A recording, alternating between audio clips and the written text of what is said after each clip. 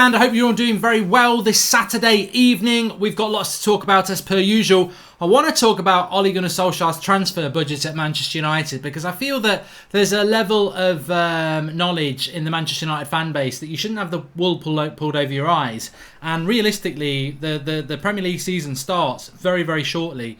What is Manchester United's transfer plan? I mean, nobody seems to know what it is. What is the plan? How much have we got to spend? How much does that compare with our local rivals at the moment at Manchester United, i.e. Man City, Chelsea, Arsenal, especially Arsenal, who realistically aren't meant to have that much money. But I want to start off with a story that's coming out in relation to Douglas Costa, because I was reading something very interesting just before I came live there, which is why I was a little bit late going live. And when I say something interesting, I wasn't talking about Andy McNabb's latest book. I'm talking about this story about Douglas Costa to Manchester United for £27 million. Now, some people will say that Manchester United and Douglas Costa for £27 million or £18 million is a really good deal, and Corriere dello Sport are talking about £28 million. I think on the United stand over the years, you've always been very good in your knowledge, and there is almost like, I don't like these tier lists, but there is almost like the ability to look at a story and say that's a load of crap or that story's worth talking about. Now, the Douglas Costa story is one of those stories that sort of fits in between, because it's like, well, Douglas Costa is a player that maybe we should have looked at 3 or 4 years ago. I see some people on social media saying we shouldn't go anywhere near this deal. Douglas Costa's 30 next month. He's very injury prone. He's over that 27 sort of age group that Ollie wants to look at. But then I see people saying, well, he's better than nothing. It's that better than nothing thing, isn't it? It's like, you're not actually starving. You could wait till tea time. You get offered a crap sandwich for lunchtime and you eat it because you go, it's better than nothing. But actually, you could just wait and eat your dinner at night. So I think with Douglas Costa, this better than nothing thing it's a mentality that just doesn't belong at Manchester United. It really doesn't belong at Manchester United. Better than nothing is, in my opinion, and whether it's been done deliberately or not, I feel it's an oppression from the board that is, it's changed my mentality. A year ago, I was very vocal about, do not let this football club lower your expectations. 4th place isn't good enough. We should always be trying to win the league. And here I am a year later saying, 3rd's good. Yeah, 3rd's good, because that is what they've done. Oppression over a longer period of time. It's like anything in life. It's like anything. If you eat cornflakes and you hate it, after a few weeks you'll start to like you'll get used to it. And I feel that United, we are starting to, the expectations have been lowered, and that's really sad. They have been lowered. But Douglas Costa, right? The thing that jumps at me at Douglas Costa, and I didn't know whether I dreamt this, because I do dream weird stuff. I mean, some people dream about, their ideal woman or man or whatever like that. Sometimes I will dream about signing Tonali to solve our midfield problems. That's how in-depth I go with Manchester United at times. But this is not a dream. This is true. When I heard about the Douglas Costa story, I was like, I'm sure Douglas Costa himself took the piss out of his injury record. And lo and behold, he did. He did an interview where he said, and this was a few months ago, Douglas Costa did an interview a few months ago where he said, I was considering giving up football because I'm injured so much. I joke with my teammate Alexandro that I have more MRI scans than appearances for Juventus. And this is a player that United are linked with buying. I mean, look, I think I've always, I'm a champion of fan opinion.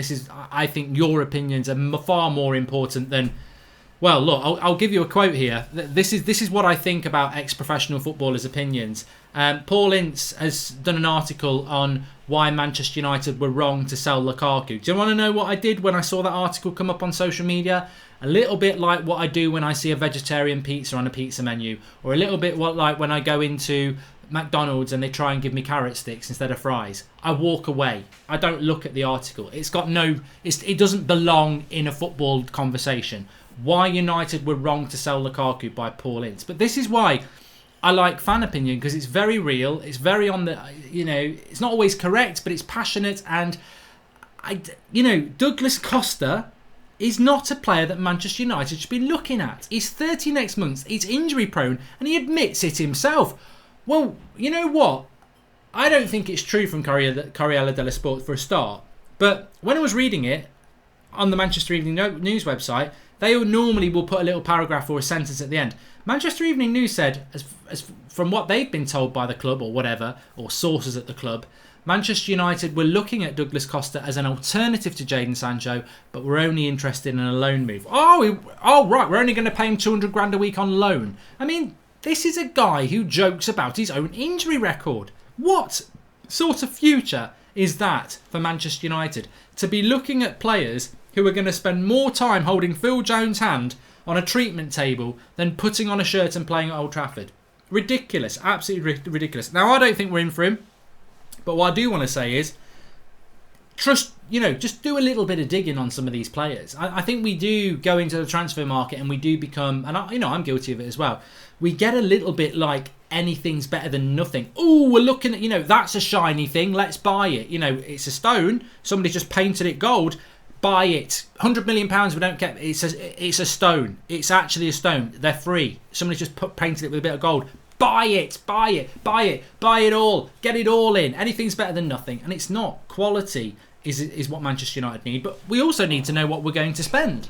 I did the video on Sancho this afternoon, so I'm not going to dwell on Sancho, but we do need to look at what we're going to spend. I mean, Rasmus says that Costa is a bad deal. We don't need worse than what we have. The right wing is Sancho, so if he doesn't come, we should go for another position, in my opinion. And we might as well get Lee Catamol out of retirement if we're after Costa. Pathetic. I love that word. That is one of my favourite words. Look, I've always wanted to stop swearing. I hate swearing. I absolutely hate it, and I swear a lot. And it's because of my upbringing. There was a lot of swearing around it, and it's hard to break it. I probably need some sort of therapy. But that word, I love that word. It just makes me think of, you say something like this: we might as well get Lee Catamol out of retirement if we have Costa. Pathetic. Pathetic. I love pathetic. Costa is just after a paycheck at this stage in his career. I like Douglas Costa, but I would play more games in a season than he would, and I've got a bad back. As per the ESPN and Daily Mail, Juventus are clearing out their players, and Bernardeschi and Alexandro Rigani would also be sold. What should you feel we should go out for them or not? No, don't take the clear out players. Clear out players are like having a bowl of all bran. I want to clear myself out. It's still crap. I wouldn't go for those players. I mean, they've let Higuain and Kadira go. They've just paid their contract. Get out. They're not even trying to sell them. They're just like, go. Juventus are on a mad, ruthless streak. They want to win the Champions League. Michael Cullen, latest member of the United Stand Members Club, welcome. And Mark, this obsession you have with not signing a player because he's actually played a few games and won a few things is ridiculous. Joshua, please come back and clarify what that statement means, because it's just words. That is like, that thing you used to get as a kid, a spaghetti with the letters. That's like me sticking a spoon in the bowl and pulling it out. I don't know what you're trying to say. I don't know what you're trying to say there. It's just words and letters.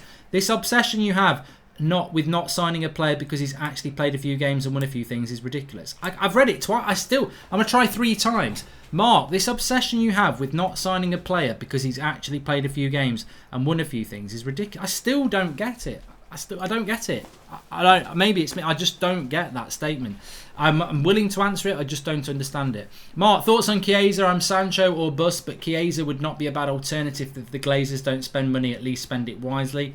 There is no alternative other than Jadon Sancho. I find our expectations are being conditioned by the owners because of their control on what to expect from them, says Duncan and Tammy Hawkins.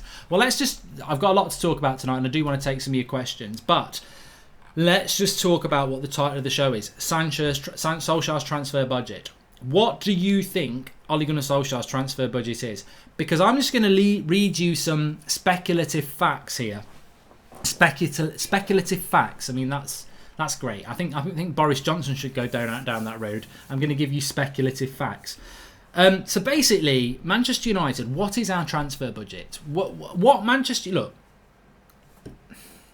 I don't know how to say this without saying it bluntly, but the reality is, I'm sure there are some United fans out there, and I'm sure there are people at Manchester United who don't like what I'm about to say, because the United Stand is quite a big channel and a lot of people enjoy the community. But I will quantify it by saying this: my only drive is for Manchester United to be successful as a football club. I didn't become a Manchester United fan because we got brand deals. I didn't become a Manchester United fan because the quarterly shareholder meeting where they tell us what the social media interaction is. And I didn't come a Manchester United fan to hear about all the dividends that the Glazers get. I became a Manchester United fan because I love the football club. My granddad and family were very passionate about people like Duncan Edwards and George Best and Dennis Law, and I love the football club. I love the football. That's what it is. That's why I love Manchester United, and we should never lose sight of that. So when Manchester United Football Club get frustrated with United fans talking about how bad they are at business and how bad they are for the club, and they just want to, they want to spin their PR plates. The reality is, most Manchester United fans, in fact I would say all Manchester United fans, frustration comes from the fact that we love the club so much and we want it to be successful. So when you try and turn it onto us and say, oh, you're just being negative, or you're not helping the club by moaning about, we're in COVID-19 world or anything like that, you bought the club on debt. The club wasn't in debt, you put the club into debt. I've got no sympathy for your COVID-19 story about we can't spend money because of COVID-19. You put the club in debt. You've never paid the club the debt off. If the club wasn't in debt, 300, 400 million pounds in debt, COVID-19 wouldn't worry because you could go into debt to get the players. And debt in business is never a big problem, but we're already in loads of debt. I've got no sympathy for Manchester United Football Club saying we can't afford to buy players because of COVID-19.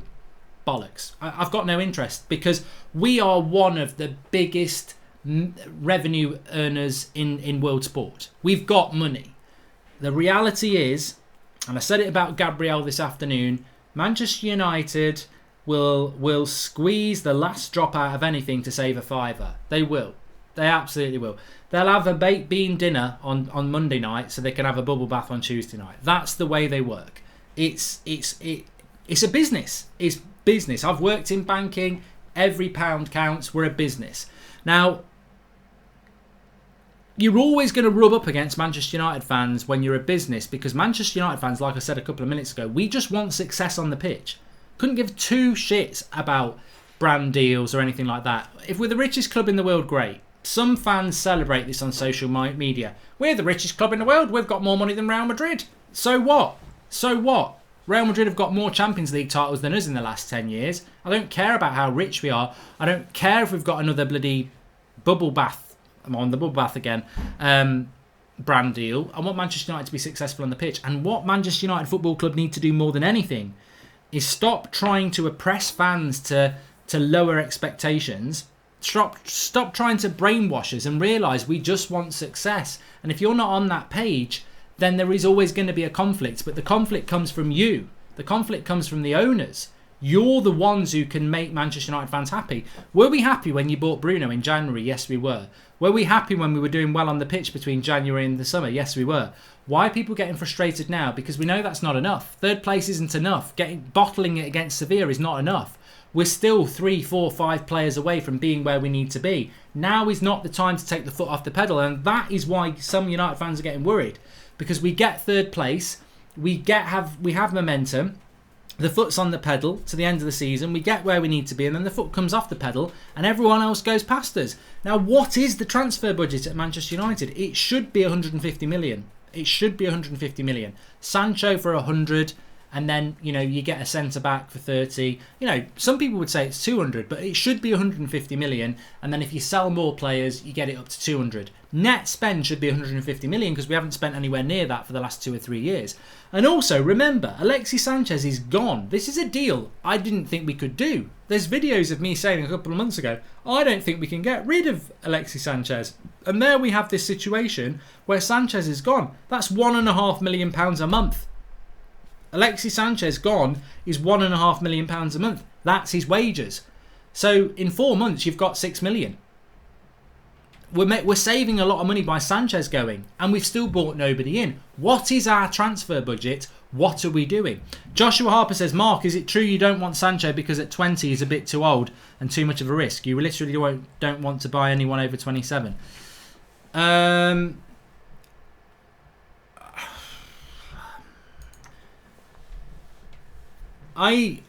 No, I take it on a case-by-case basis. I mean, ageism, racism, homophobia, sexism. There's no place for that in the world. I wouldn't say... I would take Ronaldo tomorrow.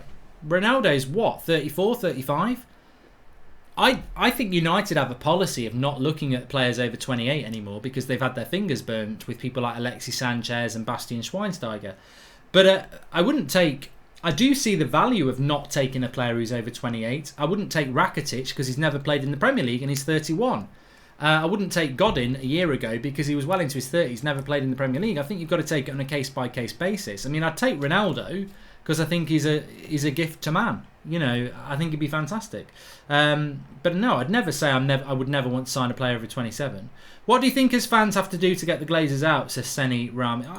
I don't think getting the Glazers out is something we can do. I don't think we can do that. What we need to do is the club to change its mentality and start being a football club. It's very difficult. So where is the plan to cut shareholder dividends due to COVID, says Don Snaps? Well, look, let me just say this. In relation to Manchester United's transfer budget, a lot of people feel it's Sancho and nothing. Like, what is it? Or it might not even be Sancho. It could be David Brooks, and that's it, because we don't get Sancho. But the reality is, there is this fear that Manchester United's transfer budget resides around the 60 million net spend again. This is not acceptable. I don't care. I don't want to dress it up anyway. I don't want to be any less blunt than that United's spending over the last 3 years has been nothing short of abysmal. From the summer Mourinho got sacked, crap, net spend of 60 million. Last summer, net spend of 60 million. It's not good enough. We get outspent by Everton and Fulham and Aston Villa. It is not good enough for a team that has been underachieving for coming up for 10 years and is still spending very little in relation to what its revenues are. And there is no excuse about COVID-19 and there is no excuse about business models because we create a lot of money and we don't spend that money. We don't. We don't run like a football club.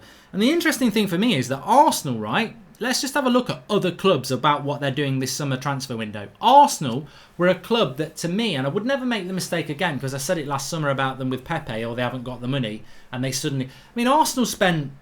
Correct me if I'm wrong, Arsenal spent over £100 million last summer. I don't think they really sold anybody. So they spent over £100 million last summer, Arsenal, yeah? They're coming into this summer window. They're going to renew Aubameyang's contract, which is going to be over 200k a week. Ozil's going nowhere on 350k a week. They've just brought Willian in on about 200k a week. All right, he's free. They're getting Gabriel for about 30 million. They're looking at Aouar or Partey for 40 million. Arsenal's spending is already approaching 100 million, and yet this is Arsenal whose players had to take a pay cut in COVID, and this is Arsenal who have laid staff off, and yet they're still approaching or getting on towards £100 million spend this summer in a world of COVID. Arsenal, whose owners are considered to be quite tight, but Arsenal are spending money. Chelsea, well look, Chelsea are well on towards 200 million. 50 for Chilwell if they get him, which they will. 50 for Werner, which they've already done. That's 100. 80 for Havertz, and they're probably not finished. 180 million Chelsea. Man City, Ferran Torres, 25 million. Aki, 40 million. That's 65. They're going to get Koulibaly, well over 120 million total spend. I mean, all right, they've sold Sane, fair enough, 50 million there, but it's not acceptable. This story that Manchester United are trying to sell us is not acceptable. And I saw somebody on Twitter earlier, and they're absolutely bang on. These people who start going Glazers out, but they're posting pictures of themselves in the latest kit with their kids going, love the new kit. A week later, Glazers out. Oh, love the away kit. Glazers out. Hypocrisy. I'm not putting Glazers out because I think the minute they sign Sancho, which I think they will, everyone's going to be like, oh, Glazers are like a boss. You know, it's not that. It's the appetite for destruction. It's the appetite to be successful. When these transfers happen, if they happen, for me it's too late. And what is our ambition? I just feel like some people feel we're dragging Sancho out as close to the start of next season as possible so that Sancho comes in, you get the buzz of 2 weeks, and then the season starts and everyone goes, we go with what we've got. Because the transfer window can close on October the 7th, but the reality is it closes the minute we kick a ball in the new season. Everybody's focus is on the new season then. Mark, I fear now I'm in third and in the Champions League we won't make any transfers. They seem to do this every time. It's worrying.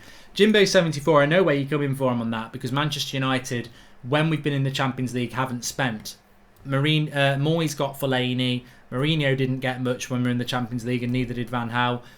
So it is a concern. But, I mean, Ole Gunnar Solskjaer has pretty much laid it out that he's given the list of players to the board, and he's also made it clear that, we do need to improve and get more players in.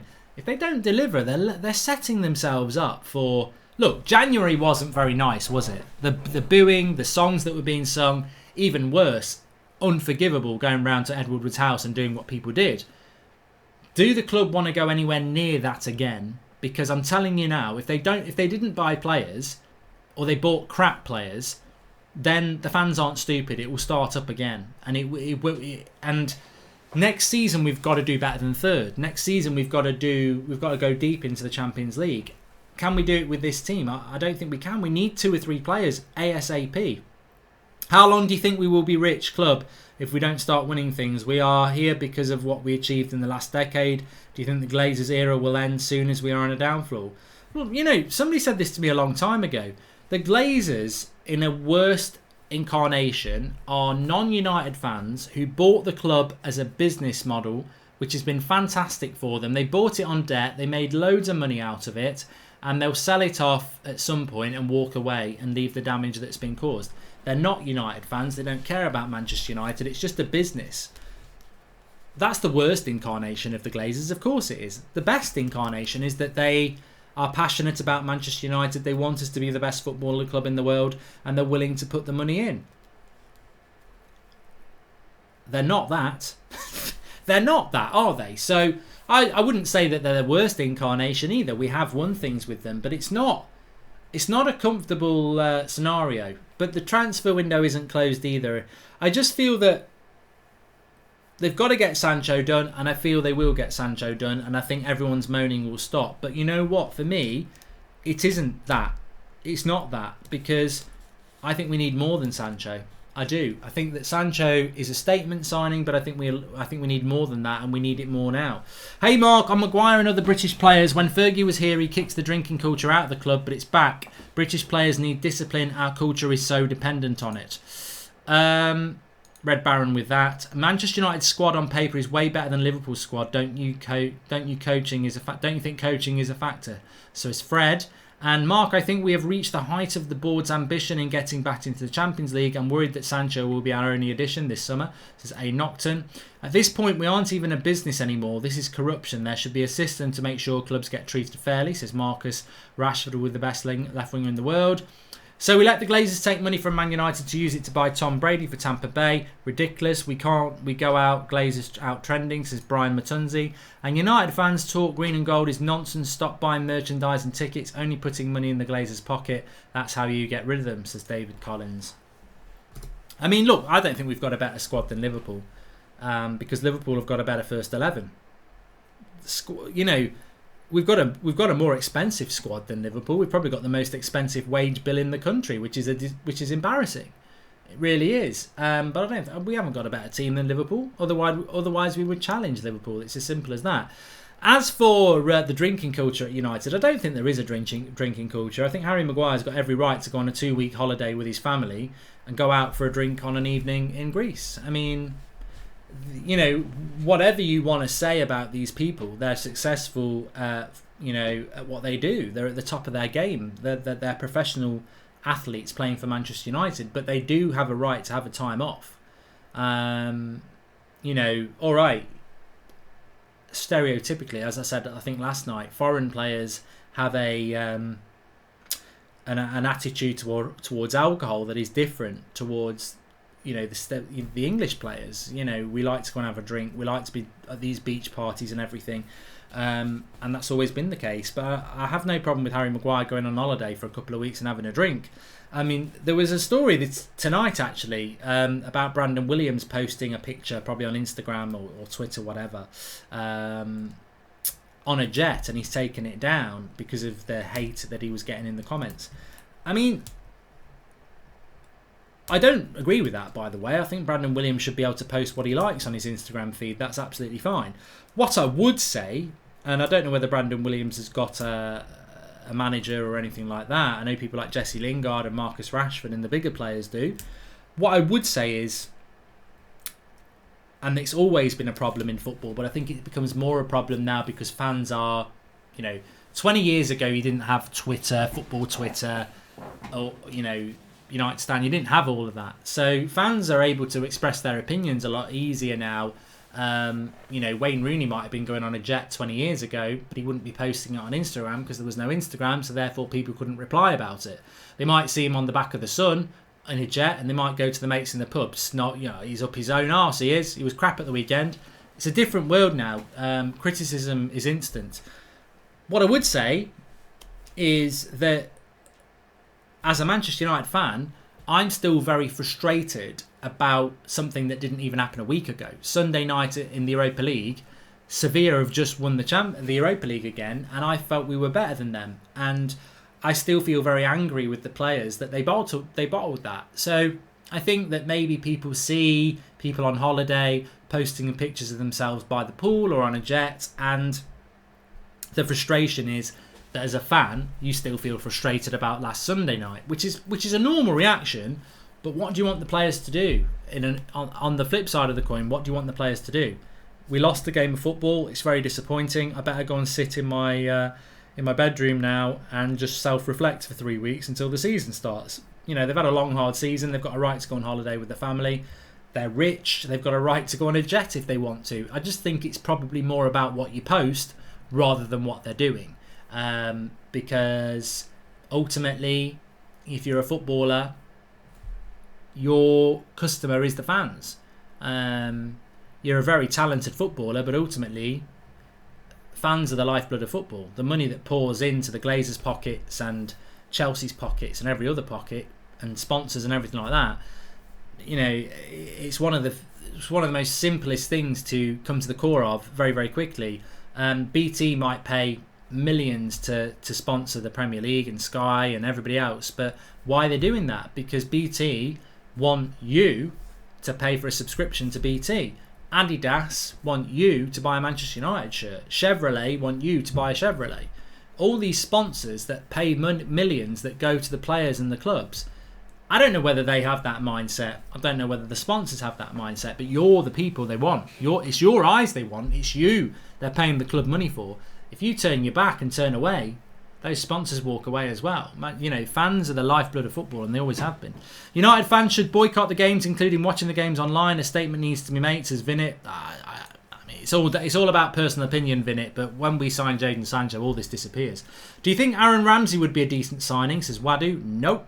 And it says a lot that Pogba and Bruno are probably only players from United who can walk in the Liverpool squad. I think that's right, T-Rex. I mean, look, Europa Champions League final tomorrow. Europa Champions League final. God, what sort of fusion have I created there? It's like shoving a Big Mac in a Whopper. Europa Champions League final. Champions League final tomorrow. How many Manchester United players get in the PSG team? How many Manchester United players get in the Bayern Munich team? Well, Pogba. Maybe Bruno. That's it. Premier League sides, Man City and Liverpool, who the two best teams in England based on where they finished last season and this season. How many Man United players get in the Liverpool team? Pogba, because on paper Liverpool's midfield isn't that good. Bruno potentially gets in the Liverpool team because he could play in the way they play their midfield three. Man City, Pogba probably. You're not going to drop De Bruyne for Bruno. I'd like to say Harry Maguire gets in a Man City team, but not at the moment. So certainly not at the moment anyway, because he's in Greece. But yeah, we might have a very good squad. We might pay very good wages, but we're a long way off where we need to be, which is why every transfer window is an opportunity. It's an opportunity to bring 2 or 3 players in and improve, and it's an opportunity to move players out. I mean, look, a transfer window really is like a house. You'd buy a house and it's a fixer-upper. It's a bit of a fixer-upper, it's a fixer-upper. It's your dream house, but it's a fixer-upper. And you work hard, and the people live in the house work hard, whether it's a wife or a boyfriend or a partner or whatever, right? And you buy the house, you spend all your money on the house, and then you sit down and you go, what? The money's gone. Let's get back to work. In 6 months' time, we'll be able to do this room, this room, and this room. 6 months comes along. You've got the money, you do up 3 rooms, you deck it out, you get rid of some of the crap, and then you've spent the money again. 6 months later, let's do 3 rooms upstairs. You do it. 6 months later, you finish the other rooms. It's taken you 18 months and you've used your money in the windows that you can use it. That's what Manchester United are like at the moment.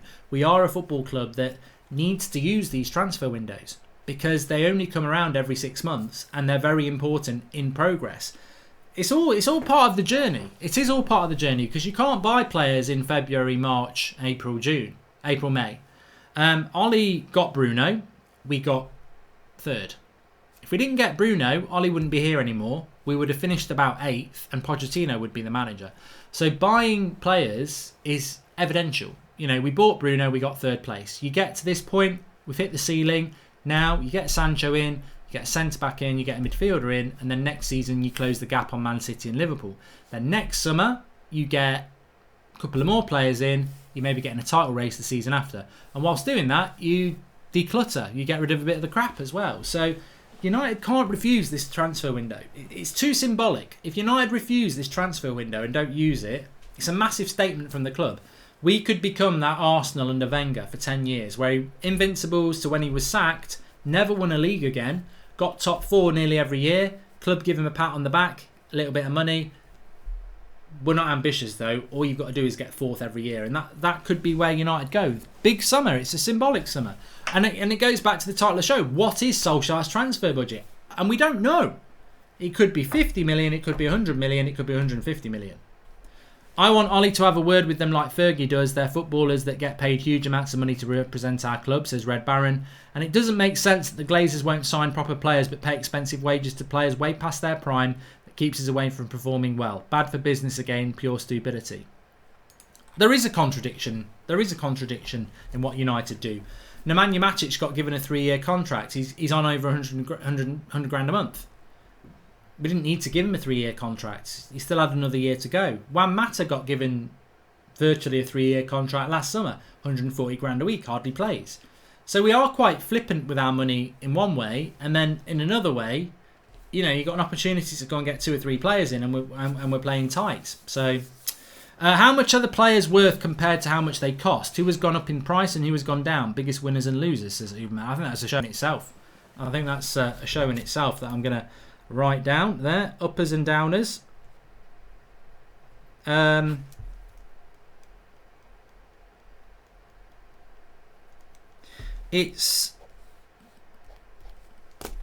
Martial's gone up in value.